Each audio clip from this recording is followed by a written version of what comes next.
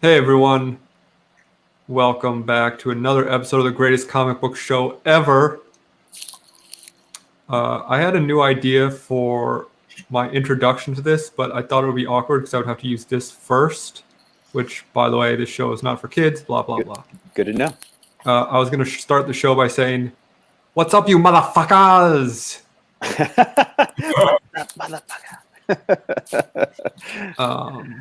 But Good intro. yeah, so I'm still going to try to figure out how to use it. TJ already throwing shade. Mm-hmm. Yeah, Do we have memes tonight? I don't think we Listen, do. comedy is subjective, Which part does he object much like beauty. It's in the eye of the beholder. Which part does he object to, though? The comedy, the meme, or the show? Yeah, I mean, it could be all three or Let's get any specific. of the above. Yeah, like what if we don't have memes? What if we don't have comedy? What if we don't have a show? If you're going to be extremely perfect to us, be specific. And that, if that's the case, then good night, everybody. Yeah. Welcome. Yeah, you're welcome. That's what I say normally. How you guys doing? Okay, Okay. much better than yesterday. Still looking side-eyed at 2021 a little bit, but Is Andy frozen or just being weird? He's just being weird. You saw that meme, Bear Island, where it says, after the 7-day free trial, I'm ready to pass on 2021. the one with what's his face? Who played the last Joker? The Joker from the last Joker movie. Jared Leto. Phoenix Joker. Jared Joaquin Leto. Phoenix. Showing Pennywise around. Like Oh the yeah, 2020 showing 2021 around the office.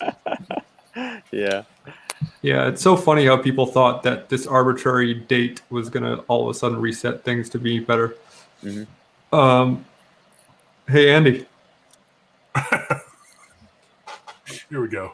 No, I'm a fan of mathematics, and I find like strange things, mathematical things, like very interesting because it's sometimes you don't necessarily think math works the way you think it does. For example, did you know that 10 plus 10 is the same as 11 plus 11? Go on. Because 10 plus 10 is 20, and 11 plus 11 is 22. TOO.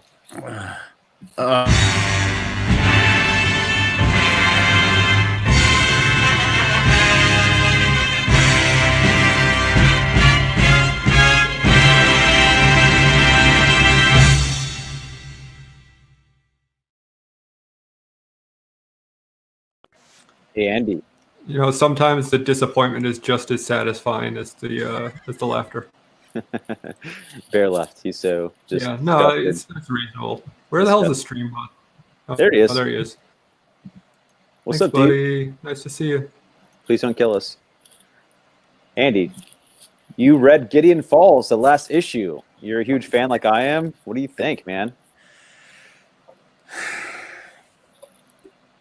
I think they did the best job that they could with what they had left available to them. Did you not like it? What? I give it a solid 8 out of 10. Wow. All right. And I hope they dive back into that universe somehow. Oh yeah, definitely. They left it open ended. Like you can.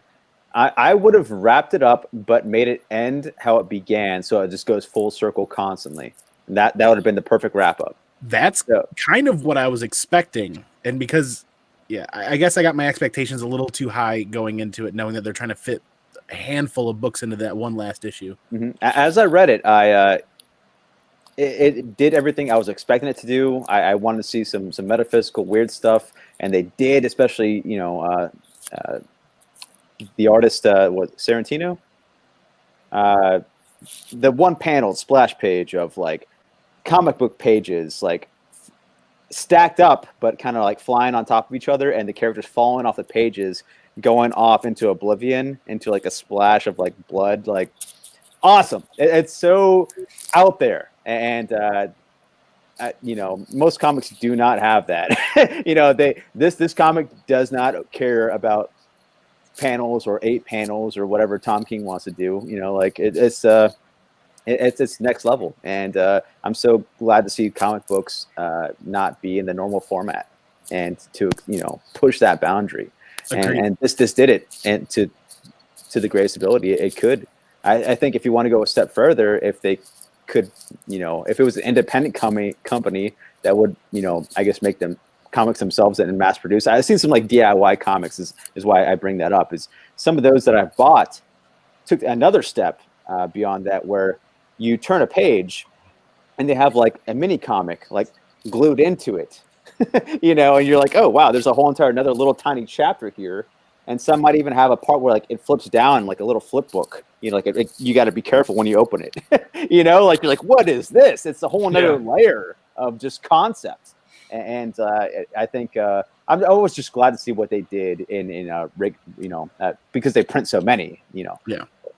But yeah, it was very cool. I would give the whole entire series probably a 9 out of 10. Man, just at a concept. Yeah, I'd go as far as to definitely do a 9 out of 10 at a minimum for the whole series, start to finish. Just because the ending didn't quite live up to my expectations doesn't necessarily mean that a second, third, or fourth read through might change that. You know what I mean? I was a little bummed they left it open ended too. I mean, of course, to continue the franchise, there's a TV show coming out. They were probably going to leave it open ended. That kind of angers me a little bit, because you could have wrapped it up perfectly. Just have it be done perfectly. So and like I said, I want to have that ending where it just continues forever. It's a cycle. Is it 3 trades now? Is that what it is? Yes, I believe there might be a 4th coming out then to wrap it up, right? There'll be 4 total. Okay. Yeah. Because I have the first 2 trades. I have not even started on it. Alec and I did a book club for issue 1, I think. Okay. Yeah, So 1 is not enough. Did we? But I was very interested since the get-go. We've done like 100 of them at this point. I don't remember what the hell we read. A lot of people didn't like that first issue, but man, I liked it a lot. I kind of like those earlier days, because it had a lot of like references and homages to Twin Peaks, the TV show, and to a really deep extent. Like in the TV show, they had, I forget what they were called, the something boys, which is not a term, a groups we like nowadays that have those similar names, but. They referenced that was almost like a kind of like a small crew of like secret society to help protect the town, and yeah, but yeah, man, it's cool. I don't know. I'm glad you read it. I'm glad you liked it too. Yeah, I did. Hey guys, what's up? I think we should play a game. Okay. Oh, I love games.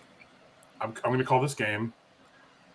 Let's guess what John's been eating. Now, so far, I've seen some sort of fast food cup, but I couldn't see a logo of any kind. I didn't see anything, man. So, let's just guess. Lasagna. Like fast food lasagna? Is it a pasta? It came with some sort of drink in a fast food cup. Del Taco. Pasta is a finger Ooh, food? Del I've Taco. been eating with my hand, so lasagna is a wild choice. I'm just going to It's say. Hey, KFC they gravy. do things different in California. In and out. Is it not Del Taco? It's not Del Taco. It's not In and Out, but Not that was poutine pretty darn from close. Canada. McDonald's. French fries. I was eating French fries. Were you? I have it.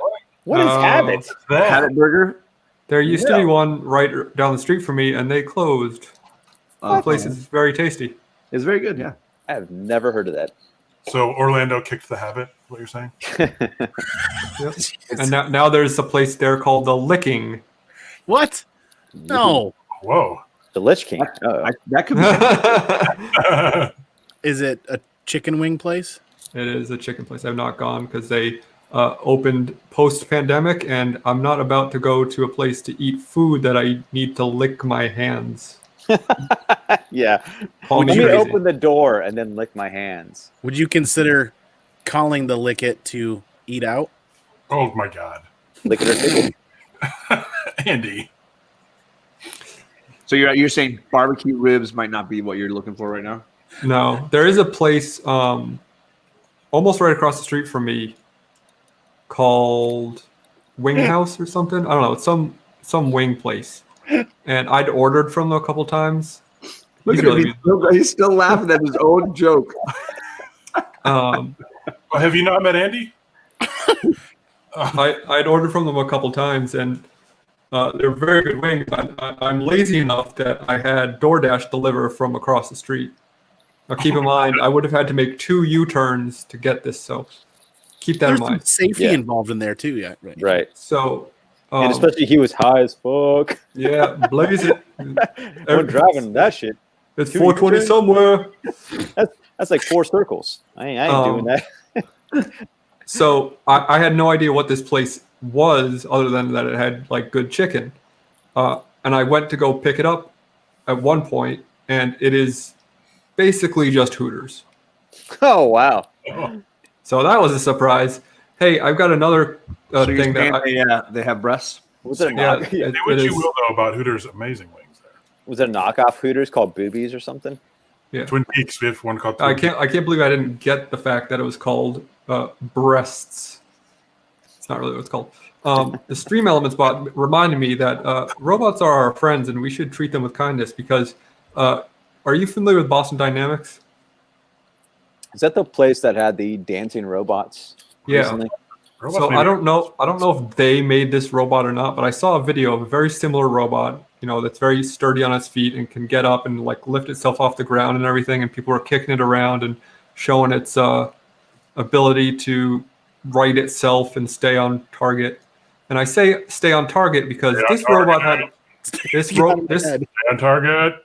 this robot had a pistol and was shooting targets and did Yeah. not miss any of them. Right. So just a friendly reminder that treat Siri with respect. Oh, yeah. Because, They're definitely Uh, our future soldiers. yeah, it is. to make imperialist America conquer the world. We, so. we are taking steps towards the Terminator. So yeah, that's cool. Yeah, so watch out Japan and South America. That sucks. Like why make these combative robots to overthrow governments? It's so awful. Anyways, Hey, John. Go ahead. John, did I ever tell you the one about the cross-eyed teacher? My boy.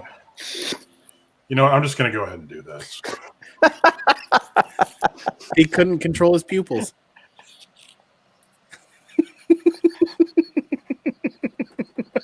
Fucking hell. I'm just gonna. I'll go home now. Okay. Oh wait, I am home. success. Good news. We have this to talk about. What a transition. Yeah, Here's some lighting it up. Smoke weed every day. Look at him. Speaking of pupils, Yeah, so I went back and read some early X-Men, and just kind of occurred to me that, Charles Xavier behaves like just a total asshole a lot of the time. He's just kind of a dick. So naturally, I followed my instinct and put together a slideshow about it. So we have several categories of this. First of which is impatience and general rudeness. Hmm. Okay. He tends to want things right away, such as saying, "X-Men, enter! Assemble Look before at me that at once." fucking dome. that's Seriously. out of my head. He looks super evil in this one. Looks like a dickhead. Yeah, I think this is from issue number 1, actually. That's Like, who says "assemble before me at once"? Who's not a dick, right? Like, you're a dick if you say that. Assemble before me at once. Make At haste. once. And he needs the double exclamation points too. Like, really, He's Chuck? yelling. Well, it's an emergency. Here's one. They're saying some shit to him, and he's like, "I know. I followed your progress mentally. Your thoughts were clear to me. No further explanations are necessary. May we know the reason for your summons, sir?" And Beast is like, "When will you learn, Angel? He'll tell us when he's ready." And he's like, "I'm ready now. All hands to the wall. I shall project a series of mental images for you." Somebody says something. He's like, "Silence! No talking. How did I conclude this presentation?" Says some shit about the Vanisher. Later on, there's Too still bad you're covered in cum. there's more. It's so weird seeing him like that, isn't it? It's so weird. Why is he all hunched? it's He's solidifying. just shame. He's just It's like heavy, man. It's shame. After some sort of battle with the Vanisher, Beast is yelling at Iceman, and Xavier goes, "Come to attention immediately, students. I've had enough of your childish antics. Turn and face me, all of you. Turn and face me. Later on, And then Jean goes and stands behind him. well, no, these are different issues. I should have. She gets some innuendos. Now, but Making Psych up jealous with innuendos already. yeah, I know. Like bigger tasks now, sir, Professor. Instead of Silence! I've come to ready. taking that as flirtation, he goes, "Silence!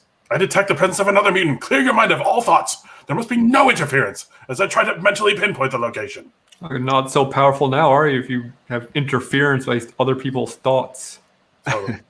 Later on in the first appearance of the Sentinels issue, he's examining like sort of the remains of a fallen Sentinel, and this cop sort of watching him. And the cop's like in charge of the scene, but he's allowing the professor to look, and he's like, "Look, mister, I was willing to give you a chance, but if you just want to catch up on your daydreaming, go do it somewhere else, huh?" Because he's just sitting there thinking to himself like a fucking weirdo. "Do not speak, Inspector. Give me just 1 minute more." Later, another do not speak to Cyclops. "Do not speak. I must concentrate on nothing but the task at hand." One of my favorites is when he wants to get into a debate with Bolivar Trask on TV. "Hello, National Television Network? This is Charles Xavier.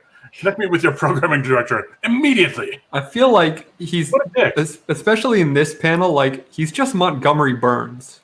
Freaking Yeah. awful. Hello, national television. Like he has no idea how the world works. Yeah. It's like, "Yes, that's right. I want to engage in a public televised debate with Dr. Bolivar Trask as soon as possible. I claim his theories are both erroneous and potentially dangerous." Like, And of sir, this is a Taco Bell. I love the response. They're like, "We'll arrange it immediately, sir. It will be a privilege to prevent a scientist of your nature on a network." Guys, I work at a TV station. We've hosted debates before. This is exactly how it works. It's pretty. Someone just calls up and demands a debate, and you say, "Oh, it'd be a pleasure." We are like, "Thank you for calling. We will." What are the odds that Bolivar Trask's just busy that day? Totally. Like you're sort of supposed to bring the two sides together and maybe hash Yeah, it I'm out. just saying, like, you might want to check with the other guy. Totally. Let's see. Okay, this is like a two-parter, I think. He's talking about joining some battle, mentally tracing some sort of rays to their source, and the Cyclops is like, "Well, stand ready, sir. Once those rays go out, we move. Silence! Do not make a sound. Do not move a muscle." Another thing he does is he makes it about himself, like all the time. They're showing off in the danger room or whatever, and he's using some sort of. He's trying to contact an FBI agent just mentally. Okay, Iceman's practicing the tickler. super impressive. I love how he's still got the boots. Like he needs the boots somehow. Well, don't want to step in dog poop. I don't want to be inappropriate and wear some clothes. So Xavier just tries to mentally contact this FBI agent Duncan. "Do you read me, Agent Duncan?" And if you're wondering how Agent Duncan could possibly be receiving this message, it's because he's making him wear some sort of fucking apparatus. That he just has to like wear at all times, just in case Professor X wants to contact him. We'll get to that. Oh, cool. So he's like, "Yes, his thoughts grow clear each time. The man's mental prowess is almost unbelievable." And Xavier's like, "Please relate the latest developments concerning the Vanisher. Your psionic headband will magnify your brain impulses enough to be intelligible to me." And here's where I have the little note about what you just said, Alec. Fuck. So, yeah. "I shall contact you later. Over and out." I shall contact you later. Like, you're just going to keep wearing that, right? There's no time that I'm going to do this. Just be ready. Again, making it about himself. Juggernaut is fucking storming the mansion, and he decides it's story time to tell both his origin and Juggernaut's as Juggernaut is approaching. And Cyclops is like, "Shouldn't we rush out and fight him now before he comes closer?" "No, there's still time. Time for me to tell you more about how it all began." Making it about myself. Back in the day. Again, later on, things calm down a little bit. He's like, "Cerebro's grown no louder. The second line of electrical defense is holding, at least for now. Now all we need is more time. time for me to tell you the whole story. Oh, wow. They're like, Professor, why are we doing this? This seems really serious. Wait till I finish my tale, Hank. Then you can furnish your own answer. I also like how the artist chose to they're like, oh, I don't have time to draw the details on Professor X in this scene. I'm just gonna make him in a shadow. Wait, why is he smooth now? Iceman. They probably realized how freaking weird he looked. Made the change. Yeah, he's drying out. He's no longer drippy. He's just smoothing over. So he keeps telling his story, and Iceman's like, I still don't see why he's such a danger to us now. You will, Bobby, if I have time to finish my tale. Anyway, they beat Juggernaut. This is so quality because Alec and I have we've often told people how great Silver Age is. Definitely doesn't. Yeah, that's one of my catchphrases, right? Silver Age is great. Yes. Something like that. Silver Age spectacular. He has a very cruel sense of humor. After a very trying battle, they're all injured. Cyclops even goes, "We've never all been injured at the same time before." And then of course, they say some very crude things about Jean being a nurse. Maybe I'll get a sponge bath. You should kiss me like my mother used to expedite my recovery. Oh, wow. Ew. I gotta hide my tent. Kiss the boo boo. It's on my dick. Yeah, I gotta hide my tent. Anyway, Turn they're all sideways. injured. And he goes, "Rest up, my X-Men, so that you will recover quickly from your injuries. You have fought well, and I have something for you after you're up and about." Yeah, that's nice. You're not feeling well. Think you're going to get a gift from the professor? What is it? It's a broom for each of you. The school is at shambles after your fight, and somebody has to tidy it up. God damn it. Yeah. He looks very pleased with himself about that one. Oh, yeah, he's psyched. You got time to lean, you got time to clean. He's very manipulative emotionally. The parents of Hank McCoy, they do a little flashback. Dad's like, he may seem strange to others, but he's a good boy. Do you hear? And Mom's like, we're terribly proud of Henry, despite other people calling him a freak. He's like, that's why I'm here. Your son can go through life as a freak or a benefactor of the human race. The choice is yours. A little bit of a hard sell there, Xavier. Like, you have two choices. Nothing in between can happen. He's either or a superhero. What's with the emphasis on train him? Groom him, you mean? Yikes. Mm-hmm. He's extremely smug, as you can see by this. What a son of a bitch. So Cyclops wants to give some sort of report, and he's like, no need to, Scott. I was with you all the time, listening to your thoughts. Heard You that mean- before. You mean you have your mental power back? They just returned from a huge battle that he was not a part of because he was like, I got to sit this one out. He's like, nope, I never lost it. I only pretended to after our first battle with the evil mutants. Why, sir? I'm an empath. I'm Scorpio rising. It's school, and you can't graduate from any school without passing your final exam. Well, you've all just taken your final exam just as I planned it. Ooh. Dickhead. And then one time he lets the prisoners escape, and they're like, wait a second, we just fought them for like half an hour. Why are we letting them go? He's like, I allowed it. They must join us of their own free will. Okay, not so sure about. And then this is Oh, boy. very disturbing. Oh, yeah. Yeah. Be careful, my dear. I cannot tell what powers this mutant may possess. She may be a danger to you. As he sort of gently strokes his arm. And then his thought bubble on the next one is, as though I could help worrying about the one I love. But I can never tell her. I have no right. Not while I'm leader of the X-Men and confined to this wheelchair. I guess I'll just continue to like touch her arm every now and then. Not well, my dick doesn't work. Seriously. And apparently, Cyclops' bad or powerful vision makes him a little colorblind too. That's quite an outfit he was wearing. Yeah. Do you guys ever? Yeah, the 60s. It was a weird I think time. they might have pulled a prank on him, gave him some. Can PJs. Can you imagine Charles Xavier trying to return an item at a store? No? Why? That's got to be just insufferable. Oof. Biggest Karen of them all. Exactly. Or OG Karen. Charles Xavier, kind of a Karen.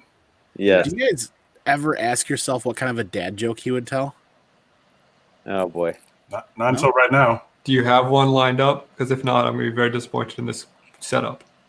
Well, you could imagine he would deliver a dad joke much like this. He'd say, people call me self-centered. That's enough about them.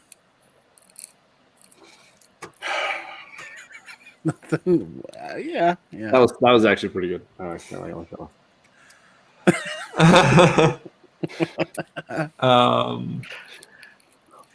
Yeah, I'm really surprised that those early X-Men issues are like that, because normally the Silver Age really is great. It's so consistently well written. Yeah, I mean, that's why these, I- that's why stuff stood out to me, and I needed to. yeah, present. it's really like a sore thumb in this vast forest of greatness that is the Silver Age. It's so funny because like Golden Age, what we had, I guess, like all the war stuff, and then Silver Age, like, what now? I don't know. Fuck it. Like, Comics Code came along and they were like,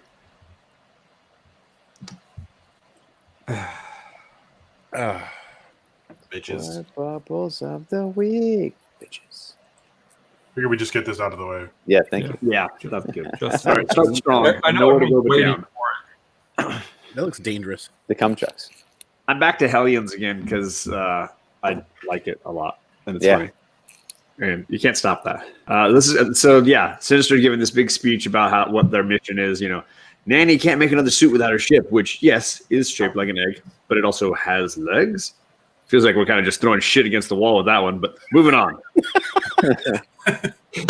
The egg ship was repossessed by the Right early last year. Nanny had a standing request with the council to repatriate said ship, but it was deprioritized as Nanny uses her ship almost exclusively to steal babies.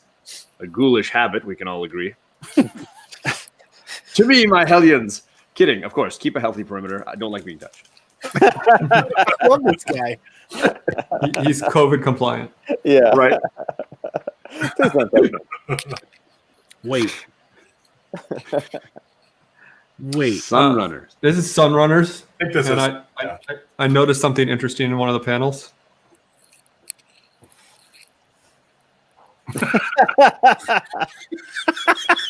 Custard, just custard. The cannons full of three. Actually, I'll read it to you. The old custard cannons. It says, "Come on, hustle your butts. This is a crisis." And then the other guy says, New Jersey or what? "Yeah, he's a dinosaur from New Jersey. So what?" The other guy says, "We can pump star sludge from here to Denac, Sparky, for all the good it'll do. The skimmer is out of control, bound to crash. So it's might as well cover it in something. Something. Star sludge. Star sludge. Is that that's what they call it. Anyway, that's I it. mean, we're all made of stars, is what they say, right? Yeah, Star sludge. truer words have never been spoken. Hustle your Here's some butt. star sludge. I love that. Hustle Cannons your full of butt. star sludge. So this is one of the first. Excuse me, as I burp. First comic books I ever read. Now, a little bit of context. I was also fat as a child. And this whole issue is about fat cats. Like, you see this arm that's from a fat cat. So Like Were you a a fan of play the on movie? words. Were you a fan of the movie Heavyweights? I wasn't aware of that. You never saw Heavyweights? No, I'm Oh, sorry. man. It's a 90 kids classic. Okay. Were you a sorry. fan of the movie Ladybugs? Because that movie is problematic as fuck. Oh, man. I haven't seen that in forever. I had a crush on the soccer girl that was a kid, so I remember that. Anyway, Star Comics, I think, was like aimed more at kids, right? Yeah. Yeah, theoretically. Like a subset, for kids. So, as a child, I read this. The big city can be a painfully lonely place at night. Everything seems fine right now, right? Only at night? Yeah. Some residents here can take the pain. As you see the shadow of a large fat cat. Others simply give in, and he shouts, "I'm fat, not tall, so I'm going to end it all." Aw. Damn. But he rhymes. He always rhymes, yeah. And the biggest cannonball makes a And huge tidal wave that kills millions of people. just imagine reading this as like 11-year-old Adam who has to shop in the Husky section. Aw. Wah, I'm too fat to even kill myself. Drat. Wow. Ooh. Way to go, writer Mike Carlin. Holy crap. Pretty amazing. That's so Wow. sad. Damn. And The this, dolphin's like, what the fuck, man? yeah, this little tuna guy's like, what the hell? Yeah, this is tuna, guys. Probably He tuna. gets yelled at by all the fishermen because he's like, all our fish are gone. And he just goes through the whole thing really sad until he meets up with two other cats who are really fat and they form a rap group. So Wow, that's awesome though. What they That- formed a rap group. That tuna was a hip cat. all's That well, tuna looks like a cool Mo-D tuna, Charlie Tuna, like yeah, a right? cool Mo-D version. That's awesome though. He I looks thought he like was a one of the badass. bad guys from Dark Knight Returns, one of the punk kids. Yeah, totally. You know he's well traveled by the beret. The cat's wearing some Adidas though. He's got some nice gear. The beret does say well traveled, doesn't it? Well traveled, but also very cool. Ooh, Man, that's messed up. buckle up. King Uh, in Black, number 2. much more reasonable output by Andy this week. More like King and What are Whack. you talking about? I was gonna read the whole issue and see who gets triggered first. Every page by page. Just keep Yeah, going. Donnie keep Case going. is going to catch on. So King in Black, issue 2. Is that kid in play? We got it's part of why I found this Is it, hilarious. is it Wesley Snipes' blade? We got Right. Wesley Snipes' blade here. Whoa, hey, are we really discussing bringing this kind of firepower into the board? I mean, this is just one guy talking about and all, right? Is the first being born into the void. She's talking about how the Celestials there and whatnot, and then Is that Jane Foster? yes, actually, and then over his shoulder you hear the King of the Abyss, eh? You get Namor, and he says adorable, and I'm like, oh, this is kind of cute considering it's Namor. And the next panel, sigh, man, who invented Namor? It's just Blade, just being Blade, man. I think you said invited, but What did I say? Invented. invented. But Invented? invented would actually be funnier. And you got Xavier like, whatever, bitches. I can walk now, you sons of bitches. That's true, though. literally it. That's all. I Guess have. whose dick works now, Gene? It's true though that Namor like ruins any party he goes to, right? Like Well, he's kind of a drag. he's the worst. Yeah, Yeah. Fucking worst. He does run off with a lot of people's women. So yeah. That's why he goes to parties. That's deep. It's kind of a hobby. He's Stop. from the abyss. Yeah. TJ. His favorite. Would you guys like to talk about some future state? That's Ooh, all I picked up yesterday. I went to this LCS today to look for some Marvel stuff, and there was nothing I wanted from Marvel, which is weird. That doesn't today you happen. didn't see. I got a couple of good Marvel books. Did you? Dude, I do want to Planet- show off this.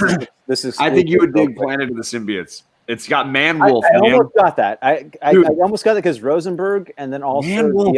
the Thunder Wolf. Oh yeah, you love Man Wolf. That's right. So Man Wolf is one of the stories, and the other one is Scream. Oh, okay. And I like both.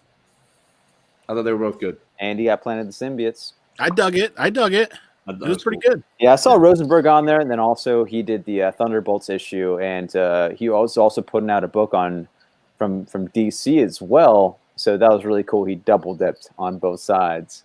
So I want to support him because I like that guy. He had a punk label back in the day, but you know I couldn't justify buying those Marvel issues. I was like, I don't care about those. Yeah, once you can. Nailed it. Ka-choom. Oh, No, great but- job. Great job. Give that man an award. I did get this Unknown Comics exclusive of this Batman who looks like a badass who shops at Hot Topic. Is Hot Topic still a thing? It is. Batman says, "Hold my scythe." Yeah, and he goes, Hot Topic. Hold my side. I can't believe Hot Topic's still like. That was when I was a teenager. I can't believe Kachung made the best joke of the night for us. That was I can. Have you seen this show? It was clutch. Shout out to David Papos, Scout's Honor. Thanks to John for reminding me that this came out. So everyone, pick this up for our homie. David It wasn't Papos. at my LCS, unfortunately. And He's, great he's on the show segue. tonight. In 20 minutes, we're gonna be talking to him, and I'm gonna give a copy of this away. Awesome. Hell yeah. That's what's up. I think what else. I really, really enjoyed this issue. David's becoming much more aware of the situation Yeah. and how heavy it is. And I like the couple of flashbacks they did to add a little more depth to David and where they found themselves, the town they found themselves in. Mhm. It's a very interesting turn in the story. Yeah, I think it's the best issue of the run so far. And that's one of my complaints on my show today was that I feel like 6-issue arcs or mini series or mini stories like this, the artists and the writers are just finding their stride the second, third issue and just really getting the hook sunk into me. And then all of a sudden it's going to be over in 3 more. And I'm like, sigh. Well, Fucking to say something about that really quickly, if I want to kind of shout my stupid opinions from the rooftops, Mhm. I understand why in a miniseries an artist might hit their stride a few issues in, but if you're writing a 6-issue miniseries, like you have no excuse for the first couple issues to be boring because you're writing 6 issues. Just write them all at once, and they should all be solid. But I agree that happens very frequently, where the first issue of a 6-issue miniseries is just a mess, as case in point by like a lot of the stuff we read on book club. But it shouldn't be. There's no reason for it to be. If you're writing 6 issues, like you should have that shit planned out. It's not Lost where you have a bunch of series that you don't know it's going to be renewed, so you just kind of write whatever you feel like and hope it connects at the end. Like oftentimes there's just like, hey, who's got a great idea? This sounds good. Let's run with it. Where's it ending? I don't know. We'll get there. You have something to say about that, John? Yeah, if you're going to write a 6-issue mini, you have enough time to plan out to make every issue interesting and end on a cliffhanger that makes the reader want more, like every issue. There's really no excuse for that.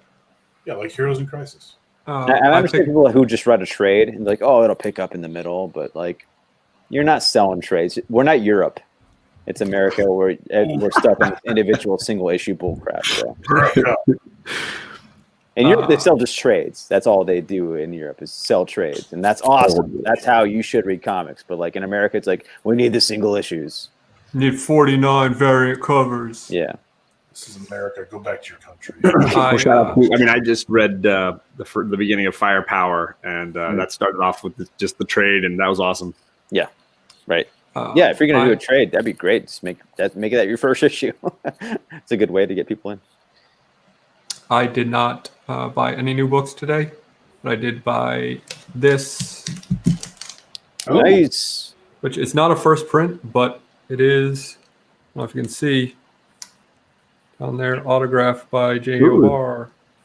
Oh damn. Who even cares about first prints anymore, dude? Yeah. If If anything, subsequent prints are where it's at. Right. There's some like one of the issues is something that's killing the children. I just saw it on an app that I don't want to give free advertising for, but I'm sure you can all guess what it is. 5th printing of number 1, right? No, it was like the TikTok. Don't Stop. What? Oh, here it is. Number 4, second printing. Estimated copies ordered by retailers 887. What? So there's only 887 copies of this this variant cover Nice. and it's going for like $250, Damn. which I get. Like that in effect it's no different than there being a store exclusive with a limit of 600 copies or whatever, but Yeah, for me, I don't know, it's crazy. like if, a lot of comics go to 5th printings. At times, Ricky, not a lot, but I mean a good handful. And for me, I'd still rather have the first. For me, even the second or third, I'm like, nah, just give me the first, dude. This is the one. You got to get this one. This is the one. Yeah, that's the one. Great. That's the one. I did. I Pick don't up know. I'll find out Friday night when I peel that little sticker off right there. Oh, nice. Just it came back this week. Kate put all the stickers on, so I can't peek at anything. Oh man, Like I geeked out for that promo there, John. the will that you have. That's exciting. There's 13 more here too that I got to find out. Ooh, The discipline. that's awesome. I do it all for the fans, man. People want to be excited. It's all, Yeah, for family. It's all about family. It's like it's No Nut November all over again. I did pick up this Jenny Prison Yeah, Harley really Quinn nice. issue, which came out last week. But Yeah. the reason I picked it up is because I heard it's more like Silence of the Lambs kind of premise, where it's like, you kind of go to jail and then you figure out, oh, what do you know about the killer and help solve the crime kind of thing. Like, that sounds like a fun, interesting premise. I looked at the art, I'm like, that looks okay. So now I'm actually kind of excited to read this based on the premise and not so much like what's going on with the future part, because we know all this stuff's going nowhere. And I mean, like, so useless buy. Got it though. Going back to the subsequent printing thing really quickly. Yeah. Like, I understand where if it's a first appearance of a character, I want the first print for sure, because that is the first appearance. Like, I don't care, like whatever third, fourth print of first appearance of Null goes for stupid money because he's on the cover. I happen to have it because I bought it when it first came out, but that's beside the point. Like, it's not his first appearance because it's not the first printed comic with the character in it. But with something like that, where a random issue of a hot series has a low subsequent printing, I understand why they go up in value, because it's just simple supply and demand. But at the same time,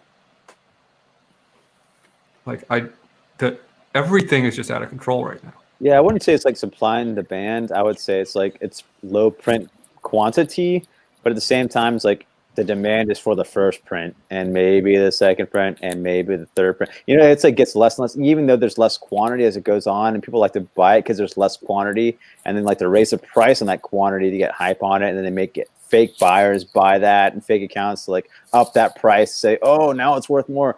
It's just buy the first print. Well, I would also argue maybe the second and maybe the third. Like, and because of all of that, I feel like the market for those books is also smaller. Meaning, like, Sure, because I don't less think people there's care many about them. people that care or are like I almost never buy a later printing. I don't want them. I don't like them. I don't care. Like, even if I really want to read something, I'm like, I'd rather wait and buy a trade than buy a second, third, whatever printing. I did it with Thanos Wins. I was like, I really want to read this, but I only bought I bought first prints of what I could, and then just waited for a trade so that I could read it because I was so far behind on that Kate's story. I was like, I don't want a 10th print of one of these. That's just stupid. I don't want it. Yeah, but like, I feel like the information that we have gathered from the internet is the reason for this. Like, the same reason why newsstands are suddenly like people care about them. And even like going as far back as Amazing Spider-Man 300, where it's got to be close to 50-50 split. And I understand that newsstands aren't as well taken care of, so it's harder to get high grades in them. But like, nobody cared about that until people realized that newsprints were lower printed starting in the mid-90s. And furthermore, like, early direct market stuff is just as low print as 90s newsstand, and no one cares about those. They still want the newsstand. Yeah, in reality, direct edition stuff is more scarce than newsstand stuff the earlier or the further you go back. Right, yeah. So there's a bit of a misconception with newsstands. I agree with that. But it's the same thing with subsequent printings, where people think that, just because something is low print means that people are going to want it. Right? Scarcity, even if it's manufactured or the feeling is manufactured, maybe. I mean, the whole industry, the whole secondary market is just fueled by the FOMO problem, where, the reason why books like the Star Wars books are going up so rapidly fast is because, or like what happened with the first appearance of Miles Morales, where it shot up so drastically, is because people were afraid they were going to miss out and that they were going to not be able to get it at a reasonable price. So they paid $500, and then all of a sudden people wanted $600, and then it's $1,000. Right. Aw, puppy. Yeah, let's just chill out and talk about puppies for a minute. Well, we could, but we have a guest on our next show. Yeah, all right. So we should probably leave. All right. Yeah, Well, I mean- whatever. We're not talking about anything important. In closing, I just wanted to say one thing. I mean, people That's are on the rules. generally extremely shocked when they find out I'm a terrible electrician. Oh my god. Okay, you're welcome, everyone. Bye.